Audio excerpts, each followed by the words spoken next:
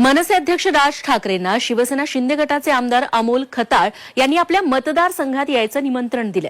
मनसेच्या पदाधिकारी मेळाव्यात राज ठाकरेंनी केलेलं एक विधान आमदार खताळांच्या चांगलं जिव्हारी लागलंय। त्यामुळे त्यांनी थेट राज ठाकरेंना आपल्या मतदारसंघात बोलवलंय। नेमकं काय घडलंय बघूयात।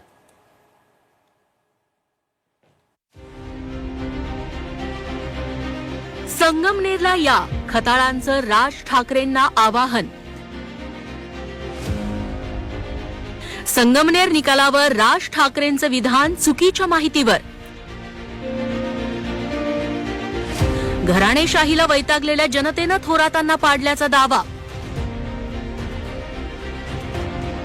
राज ठाकरेंनी मुंबईतल्या पदाधिकारी मेळाव्यात विधानसभा निवडणूक निकालावर अनेक सवाल उपस्थित केले।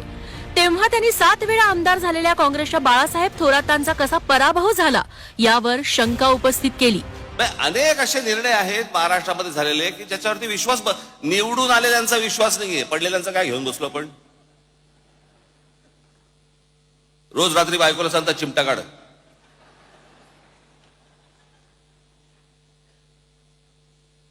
बाळासाहेब थोरात काँग्रेसचे नेते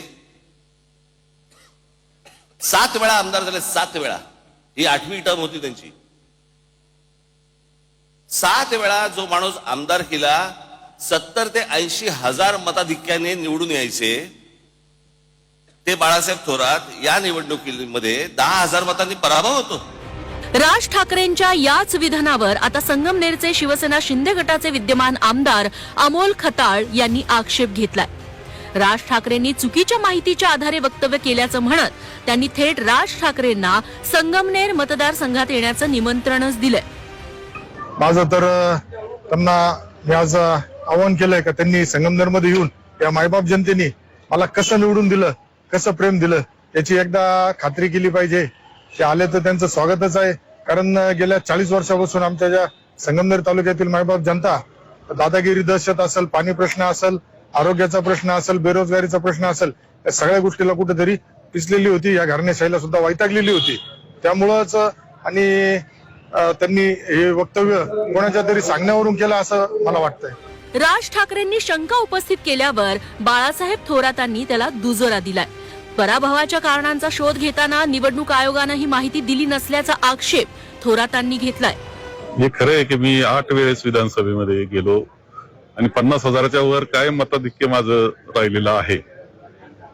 यावेळेचा निकाल अनपेक्षित आमच्याकरता होता, कार्यकर्त्यांकरता होता, जनतेला सुद्धा अनपेक्षित वाटतोय तो, आणि महाराष्ट्राला तर तो साहजिकपणे वाटतो आहे। ही वस्तुस्थिती आहे। त्यामुळं माननीय राज ठाकरे यांनी उल्लेख केला असेल तर हे संशयाचं वातावरण महाराष्ट्रामध्ये सुद्धा अनेकांच्या बाबतीत आहे।